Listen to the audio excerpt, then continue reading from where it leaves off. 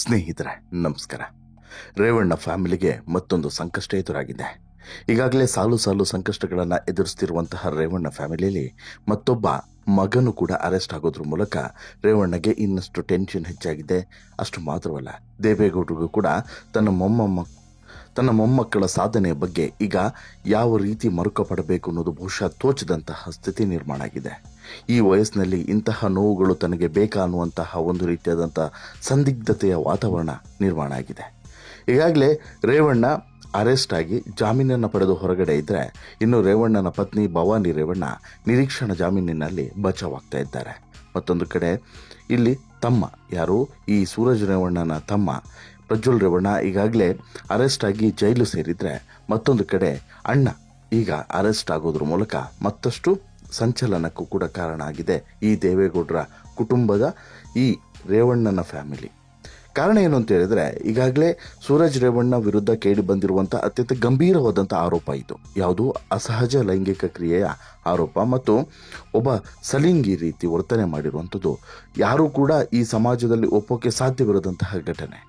ಒಂದು ಕಡೆ ಇಲ್ಲಿ ತಮ್ಮ ಸುಮಾರೊಂದು 3,000 ಯುವತಿಯರ ಜೊತೆಗೆ ಅಶ್ಲೀಲವಾಗಿ ವರ್ತನೆ ಮಾಡಿದಲ್ಲದೆ ಅದನ್ನು ವಿಡಿಯೋ ಮಾಡಿ ಬೇರೆ ಇಟ್ಕೊಂಡಿದ್ದ. ಇದೇ ಮೊದಲು ಎಲ್ರಿಗೂ ಕೂಡ ಶಾಕ್ ಆಗಿತ್ತು. ಇದರ ಬೆನ್ನಲ್ಲೇ ಇನ್ನು ಇವನ ಅಣ್ಣ ಈ ರೀತಿನ ಅನ್ನುವಂಥ ಪ್ರಶ್ನೆಯು ಕೂಡ ಸಾಕಷ್ಟು ಜನರಲ್ಲಿದೆ. ಆರಂಭದಲ್ಲಿ ಈ ರೀತಿಯಾದಂಥ ಕೆಲವೊಂದಷ್ಟು ಅನುಮಾನಗಳು, ಆರೋಪಗಳು ಕೇಳಿ ಬಂದಿತ್ತು. ಯಾರ ಮೇಲೆ? ಸೂರಜ್ ರೇವಣ್ಣನ ಮೇಲೆ. ಆದರೆ ಇದಕ್ಕೆ ಪೂರಕವಾಗಿ ಈಗ ಸೂರಜ್ ರೇವಣ್ಣನನ್ನು ಅರೆಸ್ಟ್ ಮಾಡೋದಕ್ಕೆ ಈಗ ಕಾಕಿ ಮುಂದಾಗಿದ್ದು ಯಾಕೆ? ಮತ್ತು ಒಂದು ಗಂಭೀರವಾದಂಥ ಆರೋಪ, ಈ ಗಂಭೀರವಾದಂಥ ಆರೋಪವನ್ನು ಹೇಗೆ ಹ್ಯಾಂಡಲ್ ಮಾಡುತ್ತೆ ಕಾಕಿ ಅನ್ನೋದು ಈಗ ಗಮನಿಸಬೇಕಾಗಿರುವಂಥ ವಿಚಾರ. ಇದೆಲ್ಲದ್ರ ಬಗ್ಗೆ ಕಂಪ್ಲೀಟ್ ಡೀಟೇಲ್ಸನ್ನು ನಿಮ್ಮ ಮುಂದೆ ಇಡ್ತಾ ಹೋಗ್ತೇನೆ. ಅದಕ್ಕಿಂತ ಮುಂಚೆ ನೀವು ಇನ್ನೂ ಕೂಡ ನಮ್ಮ ಚಾನಲನ್ನು ಸಬ್ಸ್ಕ್ರೈಬ್ ಮಾಡಿಲ್ಲ ಅಂದರೆ ದಯವಿಟ್ಟು ಕೂಡಲೇ ಸಬ್ಸ್ಕ್ರೈಬ್ ಮಾಡಿ ಸ್ನೇಹಿತರೆ. ಹೌದು, ಎಚ್ ಡಿ ರೇವಣ್ಣ ಕುಟುಂಬಕ್ಕೆ ಮತ್ತೊಂದು ದೊಡ್ಡ ಆಘಾತವೇ ಎದುರಾಗಿದೆ. ಈಗಾಗಲೇ ಸಾಲು ಸಾಲು ಸಂಕಷ್ಟಗಳನ್ನು ರೇವಣ್ಣ ಎದುರಿಸ್ತಿದ್ದಾರೆ. ಅದ್ರ ಜೊತೆಗೆ ಈಗ ಮತ್ತೊಂದು ಸಂಕಷ್ಟವೂ ಕೂಡ ಈಗ ಸೇರ್ಪಡೆ ಆಗಿರುವಂಥದ್ದು ಸಹಜವಾಗಿ ಗ್ರಹಚಾರವೇ ನೆಟ್ಟಿಗಿಲ್ಲ ರೇವಣ್ಣಂದು ಅನ್ನೋದು ಸ್ಪಷ್ಟ ಆಗ್ತಿದೆ. ಈಗಾಗಲೇ ಆ ಒಂದು ಗಂಭೀರವಾದಂಥ ಪ್ರಕರಣಗಳು, ಯಾವುದು ಈ ಲೈಂಗಿಕ ದೌರ್ಜನ್ಯ ಅಥವಾ ಅತ್ಯಾಚಾರದ ಕೇಸ್ನಲ್ಲಿ ಅರೆಸ್ಟ್ ಆಗಿರುವಂತಹ ಪ್ರಜ್ವಲ್ ರೇವಣ್ಣ ಜೈಲು ಪಾಲಾಗಿದ್ದರೆ, ಇನ್ನು ಹಿರಿಯ ಪುತ್ರ ಸೂರಜ್ ರೇವಣ್ಣ ಸಲಿಂಗ ಕಾಮದ ಆರೋಪದಲ್ಲಿ ಈಗ ಸಿಲುಕಿ ಒದ್ದಾಡುವಂತಾಗಿದೆ. ತನ್ನ ಮೇಲೆ ಈ ಸೂರಜ್ ರೇವಣ್ಣ ಅಸಹಜ ಲೈಂಗಿಕ ದೌರ್ಜನ್ಯವನ್ನು ಎಸಗಿದ್ದಾನೆ ಅಂತ ಹೇಳ್ಬಿಟ್ಟು ವ್ಯಕ್ತಿಯೊಬ್ಬ ಹಾಸನ ಜಿಲ್ಲಾ ಪೊಲೀಸ್ ಠಾಣೆಗೆ ಆಗಮಿಸಿ ದೂರನ್ನು ನೀಡಿದ್ದಾನೆ. ನಂತರ ಪ್ರಕರಣವನ್ನು ಹೊಳೆನರಸೀಪುರ ಗ್ರಾಮಾಂತರ ಠಾಣೆ ಪೊಲೀಸರಿಗೆ ಅಧಿಕಾರಿಗಳು ವರ್ಗಾಯಿಸ್ತಾರೆ. ಸೂರಜ್ ವಿರುದ್ಧ ಎಫ್ಐಆರ್ ಕೂಡ ದಾಖಲಾಗುತ್ತೆ. ತನ್ನ ವಿರುದ್ಧ ಕೇಳಿ ಬಂದಿರುವಂಥ ಆರೋಪ ಸಹಜವಾಗಿ ಸೂರಜ್ ರೇವಣ್ಣ ಹೇಳುವಂಥದ್ದು, ಇದು ನನ್ನ ವಿರುದ್ಧದ ಷಡ್ಯಂತ್ರ, ನಾನು ಕಾನೂನಿನ ಮೂಲಕ ಇದನ್ನು ಫೇಸ್ ಮಾಡ್ತೇನೆ, ತನಿಖೆ ಆಗಲಿ, ಸತ್ಯಾಸತ್ಯತೆ ಹೊರಗೆ ಬರಲಿ ಅಂತ ಹೇಳಿಬಿಟ್ಟು ಆರಂಭದಲ್ಲೇ ಒಂದು ಡೈಲಾಗನ್ನು ಬಿಟ್ಬಿಡ್ತಾರೆ ಸೂರಜ್ ರೇವಣ್ಣ. ಆದರೆ ನಂತರ ತನಿಖೆ ಶುರು ಮಾಡಿದಂಥ ಪೊಲೀಸರಿಗೆ ಆಘಾತಕಾರಿ ಅಂಶಗಳು ಈಗ ಬೆಳಕಿಗೆ ಬರ್ತದೆ. ಹೌದು, ಹಾಸನದ ಸೆಂಟ್ ಠಾಣೆಗೆ ಸೂರಜ್ ರೇವಣ್ಣನನ್ನು ನಿನ್ನೆ ಪೊಲೀಸರು ಕರೆತರ್ತಾರೆ.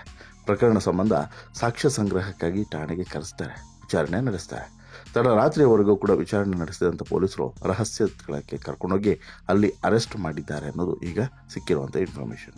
SP ಮೊಹಮ್ಮದ್ ಸುಜೀತಾ ಮತ್ತು DYSPಯಿಂದ ಸೂರಜ್ ರೇವಣ್ಣ ವಿಚಾರಣೆ ನಡೆಸಲಾಗಿದೆ.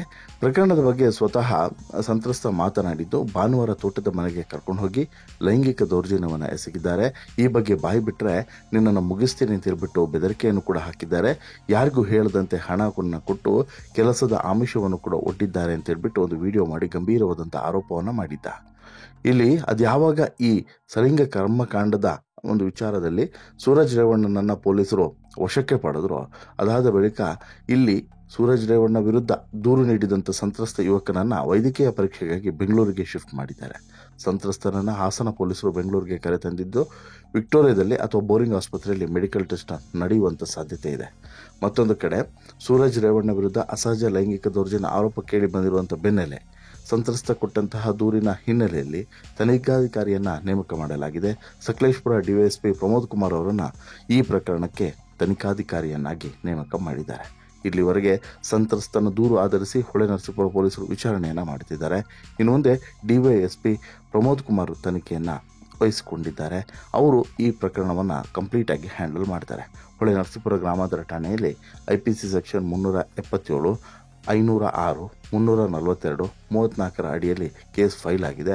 ಈ ಮಧ್ಯೆ ಸೂರಜ್ ರೇವಣ್ಣ ವಿರುದ್ಧದ ಆರೋಪ ಗಂಭೀರ ಸ್ವರೂಪ ಪಡಿತಾ ಇದ್ದಿದ್ದು ಈಗ ಈಗ ಇದನ್ನು ಕೂಡ CIDಗೆ ಏನಾದರೂ ಕೊಟ್ಬಿಡ್ತಾರಾ ಸರ್ಕಾರ ಅನ್ನೋದು ಈಗಿರುವಂಥ ಪ್ರಶ್ನೆ. ಒಂದು ವೇಳೆ CID ಕೊಟ್ಟರೆ ಮತ್ತಷ್ಟು ಸಂಚಲನ ಆಗುತ್ತೆ, ಮತ್ತಷ್ಟು ಈ ಸೂರಜ್ ರೇವಣ್ಣಗೆ ಉರುಳು ಬಿಗಿಯಾಗುತ್ತೆ ಅನ್ನೋದರಲ್ಲಿ ಅನುಮಾನನೇ ಇಲ್ಲ. ಬಟ್ ಇಲ್ಲಿ ಗಮನಿಸಬೇಕಾಗಿರುವಂಥ ಅಂಶ ಏನಂತ ಹೇಳಿದ್ರೆ, ರೇವಣ್ಣನ ಫ್ಯಾಮಿಲಿಗೆ ಪದೇ ಪದೇ ಪದೇ ಪದೇ ಎದುರಾಗ್ತಿರುವಂಥ ಸಂಕಷ್ಟಗಳು ಒಂದಾದ್ಮೇಲೊಂದು ಸಂಕಷ್ಟವನ್ನು ಈ ಫ್ಯಾಮಿಲಿ ಎದುರಿಸ್ತಾನೆ ಇದೆ. ಈಗಾಗಲೇ ಪ್ರಜ್ವಲ್ ಒಂದು ರೀತಿಯಾದಂತಹ ಸಂಕಷ್ಟವನ್ನು ಎದುರಿಸ್ತಾ ಇದ್ರೆ, ಅದರ ಬೆನ್ನಲ್ಲೇ ಈಗ ಇವರು ಕೂಡ ಈ ಸೂರಜ್ ರೇವಣ್ಣನು ಕೂಡ ಇದೇ ರೀತಿಯಾದಂಥ ಸಂಕಷ್ಟದಲ್ಲಿ ಜೈಲು ಸೇರ್ತಾರ ಅನ್ನುವಂಥದ್ದು ಈಗಿರುವಂಥ ಪ್ರಶ್ನೆ. ನಿಮಗೇನು ಅನಿಸುತ್ತೆ ಸ್ನೇಹಿತರೆ ಈ ಎಲ್ಲ ಬೆಳವಣಿಗೆಗಳ ಬಗ್ಗೆ? ನಿಮ್ಮ ಅಭಿಪ್ರಾಯ ಏನು? ದಯವಿಟ್ಟು ಕಮೆಂಟ್ ಮಾಡಿ ತಿಳಿಸಿ. ಜೊತೆಗೆ ಈ ಸ್ಟೋರಿ ಇಷ್ಟ ಆಯಿತು ಅಂತ ಹೇಳಿದ್ರೆ ಲೈಕ್ ಮಾಡಿ, ಶೇರ್ ಮಾಡಿ, ಚಾನಲ್ಗೆ ಸಬ್ಸ್ಕ್ರೈಬ್ ಆಗೋದನ್ನು ಮರಿಬೇಡಿ. ಧನ್ಯವಾದ.